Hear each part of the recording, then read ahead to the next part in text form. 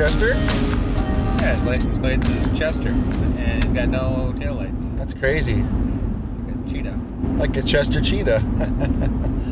Hey everybody, this is Jeff. And Phil. This is the 8-Bit Podcast. Kind of a different situation here. We're actually multitasking for once. Well, I'm not. I'm just well, maybe I am. I'm riding and talking. Right. Well, and I'm trying to drive and talk, which I don't recommend, but everything is safe here. We'll just talk So if we sound like we're kind of like in a car, it's because we are. We took Creative Arcade on a road trip today. Yeah, I don't know if you've ever heard of a little thing called the Ryder Cup. I don't know. You want to explain what that is? Well, the Ryder Cup is a what would it be? A biannual? It's every other year, and it's always between the U.S. and the European teams in golf, and they switch it off every 2 years. So right now it's in the U.S., and 2 years from now it'll be in Europe, and back and forth they switch. And it's kind of a fun event. Instead of all the golfers playing, by themselves and for themselves, the U.S. team is playing as a team, and Europe is playing as a team. So they take like the best, 12 best golfers, right? Yep. From that. Yeah, 12 best from both the U.S. and both Europe. So 24 total golfers. So basically, the top 24 golfers in the world are basically competing in this, which was pretty cool. Yeah, and it happens to be, 2.5, well, probably three and a half hours away from the Creative Arcade offices. So we thought we'd check it out and do a little road trip today. We had a buddy that got us some tickets, and we came down. Yeah, so it was held at the Hazeltine National Golf Club in Chaska, Minnesota. Beautiful golf course. I've only heard about it in the past, and now I actually got to walk around there, and yeah, it's pretty nice. Pretty nice. It was, I knew these events had a lot of temporary buildings and walkways and things like that, but to see it in person it's pretty crazy. Jeff and I were just talking about it off camera or off radio, and there's a camera in here? Yeah, I thought there was a camera. It's just amazing the infrastructure that they put into this place just to house a bunch of rubes like us wanting to watch the best golfers in the world. Well, what I found to be pretty crazy is, these look like gigantic pole barns almost, just plopped all along the different fairways, and they're obviously temporary, like you said, but then when you kind of take a step back and start to think about it, it's not like they just went somewhere and rented it for the weekend. Right. They had to probably custom build all of these to do that, to be able to truck them in, set them up, not fall on people's heads, do their job, and then truck them out of here. And I don't know, it's pretty crazy when you start to just really realize all the things that probably had to happen to make that go right today. So that was... I think the grandstands were really impressive, just seeing all those. We didn't see all of them, we just walked around the course a little bit. And then the merchandise area, which I think I saw, it was a 45,000 square foot building just to sell merchandise. That place was a monstrosity. Yeah. I got claustrophobic in there. There was so many people in there, and it was cool. There's all kinds of your normal, hats and shirts and sweatshirts, but then there was also they have like golf flags and your normal tchotchke kind of stuff, and golf tchotchke, I would say. Right. Which would be like what, golf chki? Is that what you'd call that? Golf? I think you just made that up. Oh, okay. Yeah, I may have. In a good way. Well, yeah. You invented it. Golf chki. Golf chki. I don't know if I can even say it that well, but anyways, so that was interesting. Flipping over some of those price tags was a little shocking. That was pretty nuts. There was these really cool hockey jerseys that had the number on the back was the year, and then it said Hazeltine, where your last name would be if you're actually sporting someone's hockey jersey, and the front had the big giant cup and all that. It was really cool. It was all embroidered. Red, white, and blue. Yep, really cool. And I found them and looked at the price tag, and I walked out. It was redonkulous. And we saw a number of people wearing them, so people are buying them. Well, and only that, but I mean, even some of the, I mean, I get it. It's kind of, obviously they're taking advantage of the, it's only a 5-day event, and it's an international event. So you got, walking around, you can hear and see people from Europe. I know today there was some pretty crazy looking dudes from like England, and there was a group of people from France and Sweden and Switzerland I saw, and every once in a while you'd hear some really cool accents out of your different corners of wherever you were. So definitely it's an international event, so I get it, but man, that's some of that you're just like, what? Right. One thing we did when we first got there is we walked over. The Americans were going to tee off. This is just a practice round, by the way. We were only there for the practice day. So we walked over and we went to the 10th tee box, and we got to see all 12 Americans tee off, and that was pretty cool.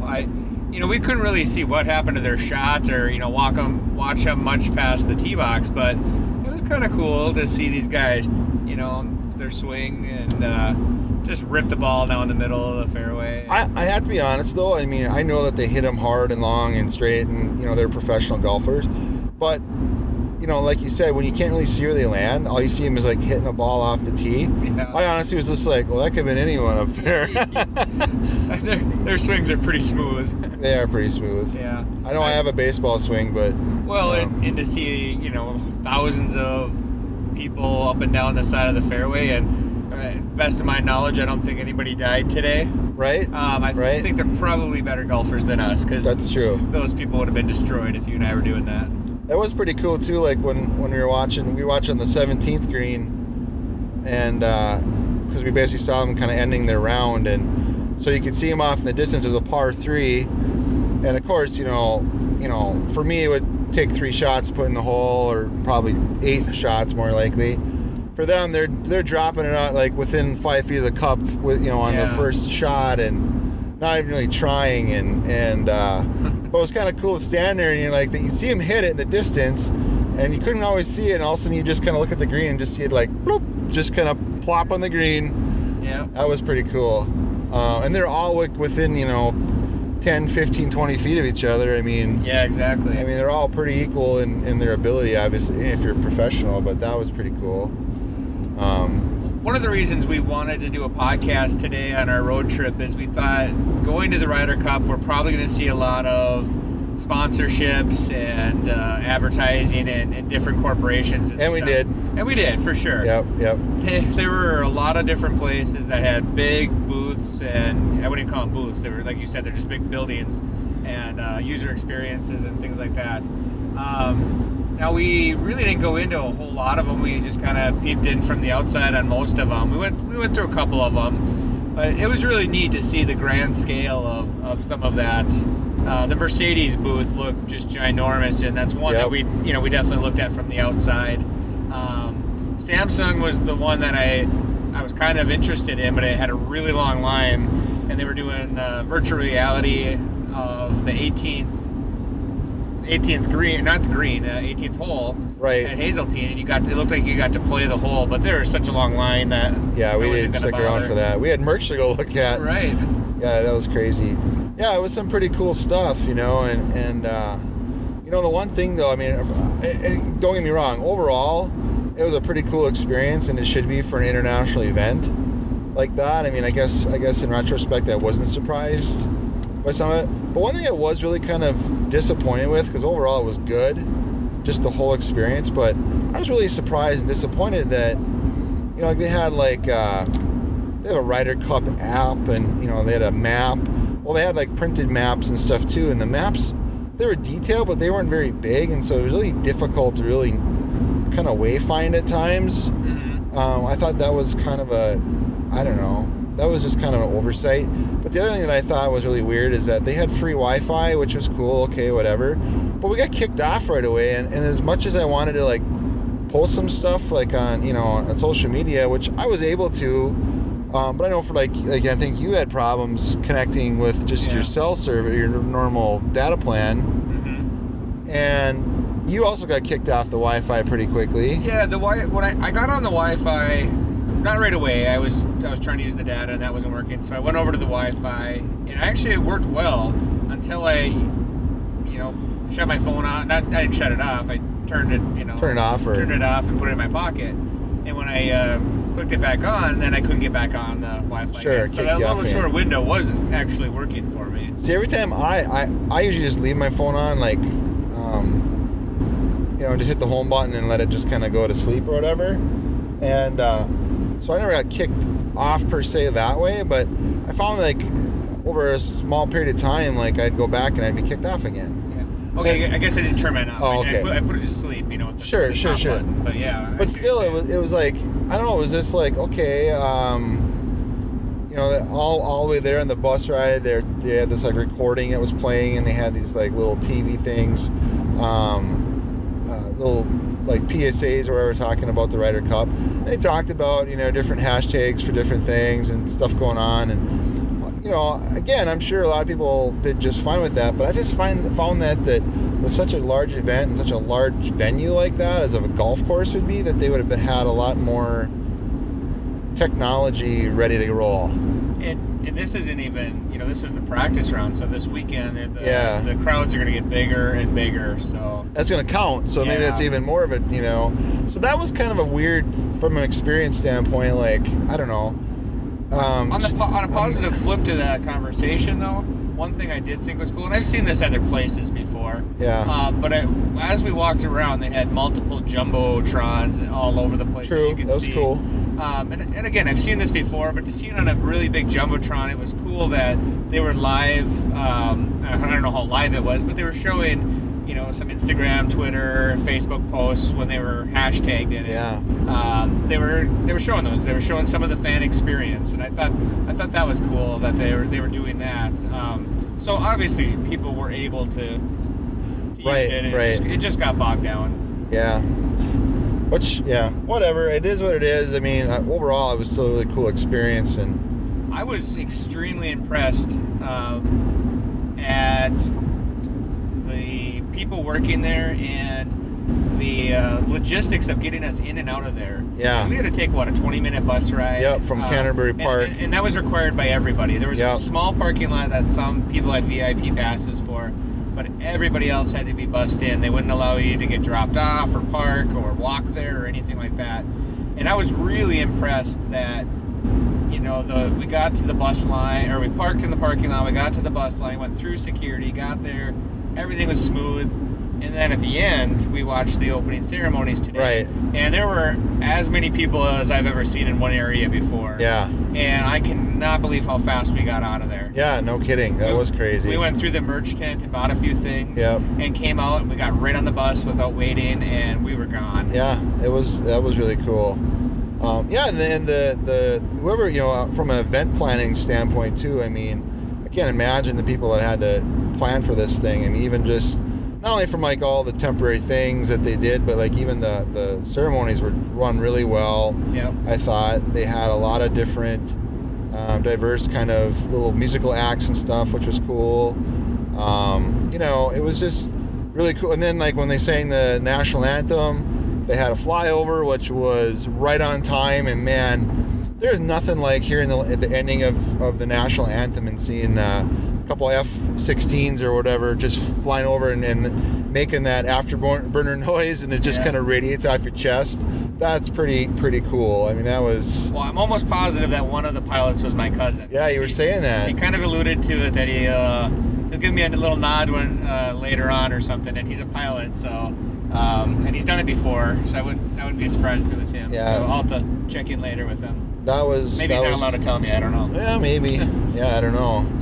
Overall, really cool. I mean, I like golf. I don't play it as much as I'd like. I know you play a lot more than I do, and probably not as much as you'd still like. And but as a fan, that was a cool experience, and just a nice laid back kind of day to walk around and just to see all the people that were there. It was pretty amazing. I love watching the Ryder Cup. I think it's one of the most exciting events in golf, I think. Yeah. And to be there and experience it, even a practice round, it was practice today only, So now it gives me a lot more appreciation appreciation going into this weekend to be able to watch it and say, hey, I saw those guys hit, and Yeah. I honestly don't feel like I get starstruck too much. But What? When he got almost ran over by Mike Tallarico today from he NBC? almost hit me with the golf cart.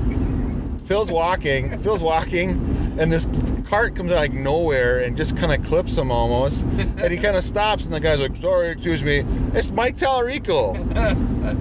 Yeah. I just saw him on the Olympics, and I saw him on Sunday Night Football the other night. Yeah. And there he was today, right in front of us, almost running Phil over. That was pretty cool. One more thing. We're kind of all over the place. One thing I thought was really cool, and again, this could tie into some marketing, I guess. I hate to call it that, but alongside of one of the buildings, actually I think it was the merchandise building, they had a ton of these posters, and they were of all the players and old past and new and all this stuff. Really cool stuff. And two of them in a row were Arnold Palmer, who just passed away this week. Yeah. Or last week. And he was like, what, 87? Yeah. And one of them was a picture of him, and I don't know who started this or if they asked people to do this, but the whole thing was signed. Yeah, so people were signing it. Yeah, it was. And the poster next to it was signed also, which was about him.